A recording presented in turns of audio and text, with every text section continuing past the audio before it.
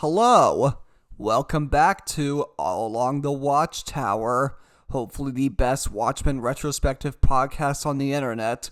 I am your host, Baylor Thornton, and we are here today to discuss the second of the two recent big Watchmen comic book gimmicks/experiments DC has done.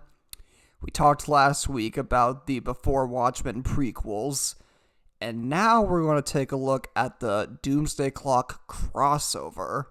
Oh yeah, this happened. But because it's a DC story, you're going to need some background information for this to make a lick of sense. So, back in 2011, DC decided to reboot their entire catalog. It was called the New 52, and it wasn't all bad. It's best known for Scott Snyder's run on Batman, which is universally called one of the best runs that character has ever had. But they made a lot of stupid changes too, and most people regard it as a failure. So, in 2016, Jeff Johns wrote a one-shot called DC Rebirth. That's sort of another reboot that brings back a lot of the stuff people missed and tied it up with the story too, with this story that brings everything back, and especially Wally West, because he was missing from the New 52, and wrote the story around all the changes and what was happening with the constantly missing and reappearing elements, as well as setting up a ton of stories and mysteries that Three Jokers story they're doing right now, started with that one shot. But perhaps the most shocking reveal of all was at the very end. There's a shot of Batman holding the comedian's badge, teasing that all of this was Dr. Manhattan's fault. Which brings us to the first major little story they did regarding Watchmen and the DC universe. The Button is sort of a prequel to Doomsday Clock and an addendum to Flashpoint. And I'll just say, I wasn't really a fan of this, not really at all. It just felt really obligatory and just kind of a nothing story. It's 4 issues, 2 Batman issues and 2 Flash issues, but it felt like it could have all been in one. I don't know, it just wasn't that substantive of a story. The first one is just a giant fight scene between Batman and Reverse Flash that takes place literally in the span of a minute. Okay, you couldn't have done that in just a few pages. And they go on this time travel story, which I'll say Batman and Flash, that's a pretty cool pairing. You don't really see anything like that in the comics usually. But damn, not much really happens here. They run into the Flashpoint Flash, Thomas Wayne, at one point, and sure, it's always cool to see him, but okay, that doesn't really go anywhere. And they bring in the original Flash at one point, but that doesn't go anywhere. It's just kind of a nothing story, and even the stylings are inconsistent, because the first issue is the Watchmen 9-panel grid, but then it only brings that back for certain points. It's really confusing. And I get it. I get what they're doing here, because we're going to talk about this more, but the meta elements of all these stories is about how Watchmen has infiltrated the DC universe as commentary for how the comics industry has changed since that book's publication, but it doesn't make a case for what exactly that is, because all this book really says about Watchmen is that it's violent. Okay, okay, there's that big fight scene, and it's in the 9-panel grid, and there's a ton of blood and stuff, but okay, it doesn't say anything about violence or Watchmen's influence on violence, what Watchmen was saying about violence. I don't get the intent. I don't think there's any. And they turned and the story's called The Button, and with that they turned the comedian's badge into being this cosmic MacGuffin, which that's just stupid. And it was always just a badge. Do you really need to make it like this cosmic thing? Like, come on. This is kind of cheesy and like fanficky. Overall, it's a very meh story, and if you're even considering reading Doomsday Clock, you don't need to read the button. I don't recommend it.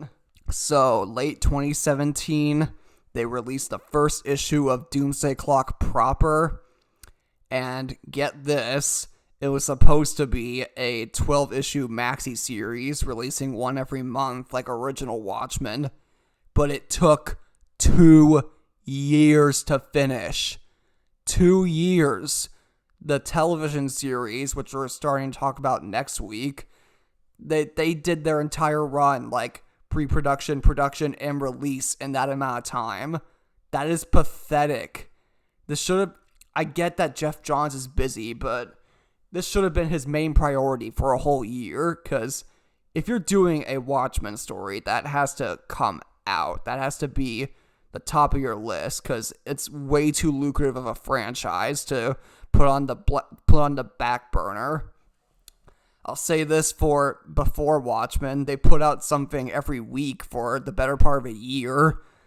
Doomsday Clock did not have that level of efficiency, and that actively harmed it too, because I remember when this came out, people were really excited for the first few issues, but as it kept on getting delayed and delayed and delayed, they lost interest.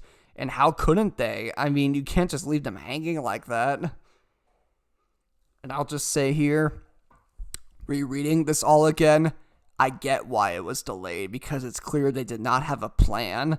This book, like, changes, like, its perspective and, like, raison d'etre several times throughout the 12-issue run, when it really just should have had one focus throughout. Like, I know how I can fix this story, and I'll get to that towards the end, but it's a really frustrating read. It does not feel, like, coherent or cohesive as, like, a holistic whole, really, at all. It feels like going back to the Star Wars sequel trilogy, like, what's going on with Force Awakens, and it has nothing to do with Last Jedi, and that has nothing to do with Rise of Skywalker. It's like, it's clear they did not have a plan. This would be so much better if they had a rough idea of what was going to happen before they started. The first thing to note about this series is that this is the closest emulation of the Moore Gibbons style seen in original Watchmen. The 9-panel grid, and they tried to have puns and stuff like that, which, okay, yeah, it's cool that you tried, but I kind of preferred the Before Watchmen angle, because the good ones of those, like, they took influence from that structure, but still did something new with it, because they knew that it wouldn't be as good as the original, so they just gave it their own spin, and that made it interesting. But with this kind of feels like a cover band, you know, like, you're never gonna be Moore Gibbons, so why trying to look like Moore Gibbons? And even the commitment to the 9-panel stuff kind of fades as it goes on, because the first, like, issue or two has a lot of puns and tricks and stuff, but they kind of lose interest in that as it goes on, which, okay, I understand. You have deadlines, it's already late, gotta keep it going. But still, it feels like they couldn't keep on with their original gimmick. And the artwork, too. I'll say the artwork throughout is good, but it doesn't really look like original Watchmen. It looks more like just any old modern, like, DC comic, which is fine, sure. And it is a DC comic. Let's get this straight. This is a DC event comic, not really Watchmen 2 at all, which, thank God. I'll get to that in a second, but yeah, when I'm reading this, like, it doesn't really feel like Watchmen, even the parts that are supposed to be. There's only one issue that really feels like Watchmen, and I'll get to that in a sec, but yeah, this is mostly a DC comic, which, if that's the case, I should have just focused on the DC. Because, okay, so this book begins with the Watchmen universe, and, like, the world's on fire. The nukes are about to drop, and, like, everybody's protesting Veidt and the government because it just gives a resounding no. 11-2, Veidt's plan to save the world did not work. Which, that's way too easy of an answer. Just saying that the squid brings about this nuclear holocaust is way too easy of an answer, because the book makes a case for why that would work. And just completely dump on that and say, no, this would not work. It's just it's kind of a cop-out, you know? Like, this should have been like a yes and no answer sort of thing, like the book gives. Is it right? Yes and no. And also you see that Robert Redford is president, and they just make him like this horrible, like, dictator president like Nixon was, which again, I feel is way too easy of an answer. Like, we're going to talk about this next week, but I prefer the TV show's model of Redford that, like, said, like, yes, he was a good president, but that still wasn't enough. Like, that's way more interesting of a commentary than this. And I get it. The political undertones throughout this whole book cannot be more obvious. I get it. It's about Donald Trump, but come on. I even agree with what you're saying, and I'm already saying this is way too dated. It's only a few years old, and it feels dated because they're using rhetoric like undeplorables and echo chambers. And, okay, I agree with what you're saying, but it feels way too easy. It doesn't feel smart, you know? And it only gets worse as it goes on, because, like, later on in the comic, you see in the DC universe that Donald Trump is president. Like, they don't show him or anything, but it cannot be more obvious. And it's like, why did you just make him the president? It would have been smarter if you made him, like, Lex Luthor or Oliver Queen or something. Like, it doesn't feel like you're saying anything. You're just showing us this horrible thing we already know. Where's the commentary? The only, like, really, like, crushing scene in that first issue is, like, there's this part where, like, all of the news stations are forced off the air in favor of, like, this Owen, like, really terrible, like, fake network for racists. And it's like, okay, yeah, that's scary, but it feels like they were just scared of something that didn't actually happen. Because I know people were worried that Donald Trump would start his own news network, and that still hasn't happened. So, again, it just feels too dated. This is why you can't just have the comic books be your real life completely. You have to be smart with it, with metaphor or satire or something. So with all of this going on, we have Monologue from the new Rorschach. Yes, there's a new Rorschach. And at first it's confusing on purpose because it has the exact same costume as the old Rorschach, but you can tell it's not him because his speech is different. You can just tell immediately that's not him because the speech feels like it's someone pretending to be Rorschach, to the point where he has, like, this pretty funny monologue about pancakes. That's, like, the only, like, comedic part of this book that actually kind of works. And I'll say that right now, like, the stuff with Rorschach in this book is interesting because spoiler alert, they make him Reggie Long, the son of Malcolm Long, and they have him, like, be the survivor of the squid attack, and that, like, angers and dementia has forced him to become the new Rorschach, and, like, he's trained by Byron Lewis in a mental institution. Like, okay, yeah, that's interesting. That origin chapter 4, is the only one that I actually really felt like I was reading a Watchmen book. It was interesting. There was kind of something there. By having, like, deconstructing the character as just being this pissed off teenager. Like, okay, yeah, that's something there because Rorschach does appeal to guys like that. But at the same time, they kind of ruin it towards the end because they have him quit being Rorschach halfway through because he finds out that Rorschach is the reason his father went crazy. And, okay, it feels like that's it. Rorschach was also a murderer and a racist, and they never really bring that up, so why not just do that? That would make more sense regarding Reggie's character. Like, this book never really feels like it comes to terms with who Rorschach really is. Like, okay, he turned your father insane, so he did a lot worse than that. And towards the end of the book, Reggie decides to become Rorschach again, and it's like, okay, I get it. You see what you want to see in regards to the Rorschach test of sorts, but it still never really comes to terms with what exactly he's doing. I'm like, yeah, it's an interesting piece and there's something there, but it doesn't feel like it feels underdeveloped. Thankfully, though, Tom King's new book, Rorschach, the new sequel that's coming out in a few weeks, is going to go further into these questions. I'm really excited to see what he has in store for there, because I saw the interview last week, and that was really interesting. So that's Rorschach. And we also see two new characters, Mime and Marionette. And to their credit, they're based off two old Charlton characters, Punch and Julie. Like all the Watchmen characters, they all go back to Charlton. And yeah, that's a cool detail.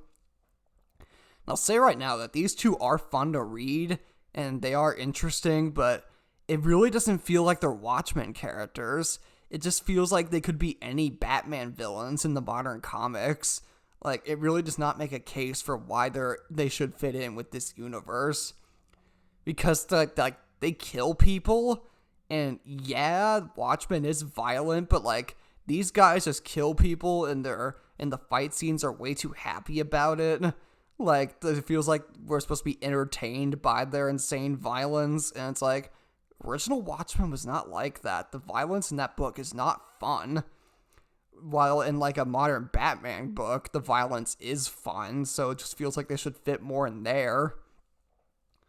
And also, their weapons, you find out later that their weapons are, a gun and, blades or, rope or something that all made out of glass. And because they're glass, you can't see it. Which doesn't really make sense. Surely eventually it would either get chipped or stained or have blood on it or something. Okay, I can accept that. I can accept invisible glass villains in a Batman book, but not Watchmen. That's supposed to be real life. And then we also get Adrian Veidt, who I feel for the first two issues is really well written. At the start of the book, this is the best we have ever seen Veidt since the original comic, because we've talked about how both the movie and the Before Watchmen series have struggled with Veidt's character, but for a while, this kind of nailed it. He was really, pretentious and, has, all these literary references in his mind, but at the same time, there's the complexity of his character, am I doing the right thing? That was interesting. I was on board with Veidt for the first few issues of this, but eventually they just kind of lose it. Veidt's something that they also just kind of fizzle out. At the time, it gets to the point where he's speaking, but it doesn't really feel like him. It's just kind of blank exposition. This all feels like stuff they could have cut out. They also bring back Bubastis, a little kitten of Bubastis, and yeah, that's cute to see. I was happy about that. So then, what happens is, Veidt, Rorschach, the Mime and Marionette, and Bubastis all go up in Archie, and they use the missile explosions that kill the Watchmen universe to travel to the DC universe. I don't understand how that happens.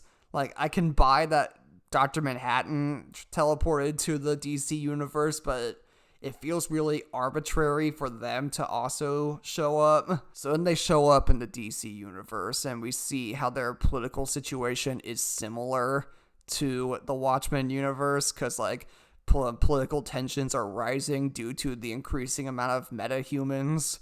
And, there's this conspiracy theory going on that most of the metahumans are American, which enrages the rest of the world. Okay, yeah, that's interesting. And a lot of the best scenes in this book do go into that, but at the same time, I wish that was more of the focus.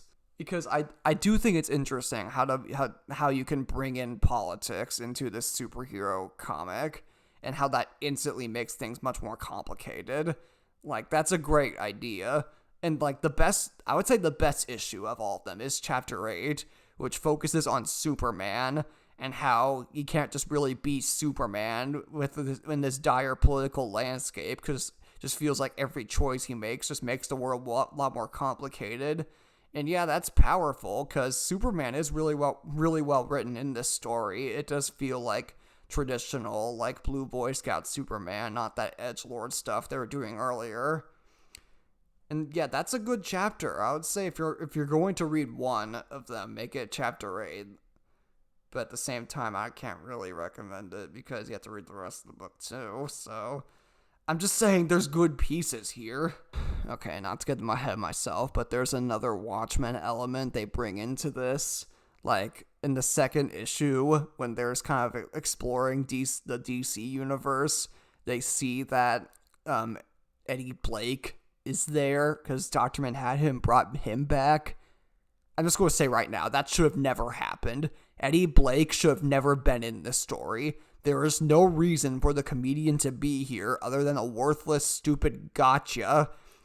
And the story doesn't even do anything interesting with him. He just kind of goes around killing people until he's brought back to falling down off the building. Like, oh my god, I get it. I get you like the comedian. I get that he probably just sells books, considering how much of an influence he was on the Before Watchmen, but if there was one story he should not have been in, it's this one. It doesn't make a lick of sense, and they do nothing with it. Fuck you. I don't want to be too hard on Jeff Johns, because he is one of the greats. He does work his ass off at DC, and has brought many great books, like Batman Earth 1, I think is one of the best ones of the Batman stories I've read, but man, I feel like he dropped the ball here in a lot of ways, but which is frustrating because there's a lot of ways where he didn't. There's some small scenes here that are poignant. Like, it keeps on cutting back to Johnny Thunder as like this really old guy in a rest home, and how he's trying to escape to find his powers. Like that works. There's like little moments like that throughout this thing work. And I do like how there's a strong focus on obscure DC characters like Johnny Thunder and Saturn Girl and the Justice Society of America. Like, they bring back a lot of this really old stuff that was obscured by the new canon. And that's cool to see. I'll say right now that Doomsday Clock is more successful as a DC story than a Watchmen one. And if you look through the lens of a DC book, you're going to find a bit more to enjoy, but through Watchmen, you're just going to be confused and disappointed. And there's also sort of like a comparison to the Black Freighter stuff, because similar to the Black Freighter in original, Doomsday Clock keeps on cutting back to these old like noir movies with this actor named Carver Coleman. And yeah, okay, that's interesting, because they do the similar thing where it, like, pairs up with what's going on in the main narrative, and, like, they bring in the existence of this fake text into the main narrative itself. Like, okay, yeah, that's interesting. That gets the point much more than the Black Freighter short film or the Crimson Corsair backup story in Before Watchmen ever did. It is much closer to achieving what the Black Freighter in the original achieved. But at the same time, it's also another thing I feel could have been cut. There's a lot of elements I feel could have been cut. It's just this really unwieldy, like, too big for its britches event comic. Which, okay, if you like event comics, you probably do like this story, but I don't like event comics. I like good stories, because event comics are just by design the illusion of change, as Stan Lee coined it. It means everything while you read it, but nothing in the grand scheme of things. And just to bring in Watchmen for an event comic just feels kind of lame. If you're going to do a new Watchmen story, it should stand the test of time. Because as a Watchmen story, it doesn't feel like they get it. This feels like all they know is that they're swearing and violence, which again, it doesn't feel like anything that's far off from anything in the modern Batman stories. So using the Watchmen characters here, it doesn't register as a Watchmen product. It doesn't even make sense in the Watchmen end of things. Like, why did Ozymandias need Mime and Marionette and Reggie to go along with him for this plot? Feels like it could have been something he'd done himself. Like, I don't get it.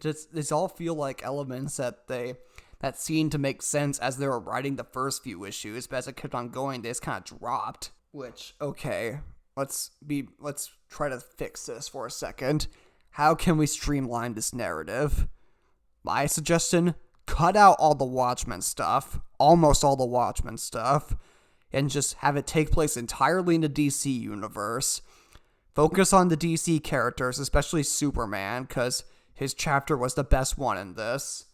Just focus on their struggle and how the existence of metahumans has made the political situation so much worse, because that is a genuinely interesting topic that they bring in. As that goes on, the only Watchmen character you bring in is Dr. Manhattan, because he's the only one who really makes sense in this narrative. He's the only one who really comes together and actually does stuff in the narrative that matters. Because what they do with him here is they make him like the canon incarnate. He's like this giant metaphor for the New 52 and all the changes that have happened since Watchmen's publication, and how the DC universe has gotten a lot grimier and worse. Which, okay, that's clever on a meta level, and being something of a Watchmen book, this should be about comic books to some extent. It should be metafictional. I'm glad they went for that angle. That is interesting. But at the same time, it doesn't make sense with Dr. Manhattan as a character, because this is supposed to happen right after the original book. Right when Dr. Manhattan has relearned the value of human life. So to see him being this horrible sociopath to the entire DC universe just doesn't make sense with what we know about him. And there's also this big fight scene that takes up all of chapter 9, where all of these super teams go to Mars, try to fight Dr. Manhattan. And yeah, I guess it's cool to look at, but it doesn't. But no shit, of course Dr. Manhattan wins. Do we really need to see that? So, go back to try to fix this. Take out all the Watchmen stuff. Focus on Superman and the whole meta-human conspiracy that really takes up most of the plot. Or at least tries to, because it is obscured by all this other stuff.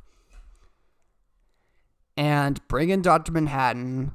Do the whole continuity thing, because I feel like it would feel less like an insult if it was just a pure DC story, if they even try to make it a Watchmen 2 sort of thing. I feel like in that case you could tweak Manhattan's character and it would fit in more. Because as is, he's, like I said, he's just an excuse to personify the continuity. Do that, and have the showdown at the end between Manhattan and Superman, because that actually kind of works. It's building up to, I actually do kind of like the ending to this book, because the whole thing builds up to this confrontation between Manhattan and Superman, representing the two sides of DC, and, at the end, they kind of learn to coexist. At least I think that's what they're trying to say. Because at the very end of the book, you see this little kid who's, equal parts John and Clark, showing, the marriage between the two. Saying that the dark stuff shouldn't override the optimistic stuff and vice versa. Which, okay, that's a good message. That's the angle you should lean in, given the current state of the industry. But at the same time, it also kind of feels inauthentic, because most of this book is really violent for the sake of it. Having this optimistic stuff at the end is kind of rushed. I feel like this whole book could have made, more of a case for it between the two. It should have been this ideological battle. That would have been interesting. Because as is, it feels unbalanced. And I'll also say at the end, you find out that Dan and Lori just settle down and raise kids together, which, that feels out of their character. If you're going to bring in Watchmen characters, why not those two? That actually would have made sense since they're still alive. As is, it feels like a really obligatory cameo that doesn't really fit in with their arcs in the original. So yeah, I would have preferred this book. I actually would have liked this book if it was more of a DC story, had more balance, focused on the elements that actually worked and they actually wanted to expand on, cut out most of the Watchmen cameos and stuff that just do not work. Have it and just have it be more like the second half of this book, because towards the end of this book is when it starts to come to its own, but by that point it's already kind of too late. Just feels like Jeff Johns just had an idea was just pissed off about politics for the first half and had an idea for what to do with that, but it just didn't come through. Because at the end, they're trying to juggle all this stuff, but inevitably this does not work because there's way too much shit to juggle. So yeah, I feel like this could have been simplified to just being a Superman story. And it actually could have been good. Not great, probably, because Kingdom Come did the similar thing decades ago, and that's often called one of the best DC stories. This probably couldn't top that, but still, I feel like there could have been something here. But it's sadly not. I get why people like this book, why it's so acclaimed, because there are elements that really work, but there's just way too much dumb stuff and like just elements, plot threads that go nowhere that I can't really recommend it. So what could have been a great story, I give a 5 out of 10. But for a different reason than why I give Before Watchmen a 5 out of 10. Because that series of books, had really high highs and really low lows. This does not come close to either of them. It's still better than The Dark Knight Strikes Again, though. That's still one of the worst books DC has ever published, so it's better than that in terms of sequels to classics, but man, it's not great. There's also two things to take note of here. One, this book is not canon. I'm sure they planned it to be, but I just don't think it is. Unless there's something in like the Dark Knight's metal stuff going on. I don't think it is canon really at all. Because the Tom King Rorschach book that's coming out soon, that takes its influence entirely from the TV show. There's nothing going on here. Like, it's not a direct sequel to the TV show, but they did purposely make it consistent with what happened there. While this book they're just going to ignore, which I kind of get.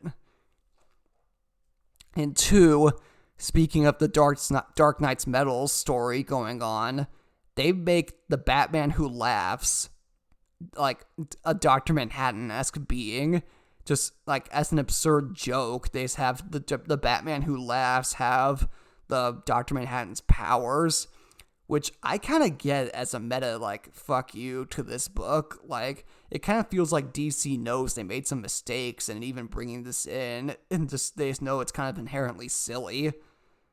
I mean, if you disagree, feel free to say so, but that's what I get out of it. So yeah, very mediocre story. It has its moments, but I'm never going to go back to it. I've tried, I kept on with it as I was going, and I was admittedly excited at first, but as more and more things got dropped, I just lost my interest. I didn't even read the last issue when it came out. Reading it all again for this, it still hasn't won me over. I don't think it ever will. So, 3 just kind of okay to mediocre Watchmen experiments in a row. The movie was fine at best. Before Watchmen, it was great at points and terrible at others. And this had great pieces, but was in general disappointment. Will there ever be a good Watchmen follow-up? A good installment in the Watchmen franchise? Yes. Finally. Next week, we're getting into the amazing TV show. I'm going to bring a guest on because there's so much stuff to go over. It's going to be 3 episodes, covering 3 episodes of the show apiece. And yeah, I'm really looking forward to it. So, see you then. Bye.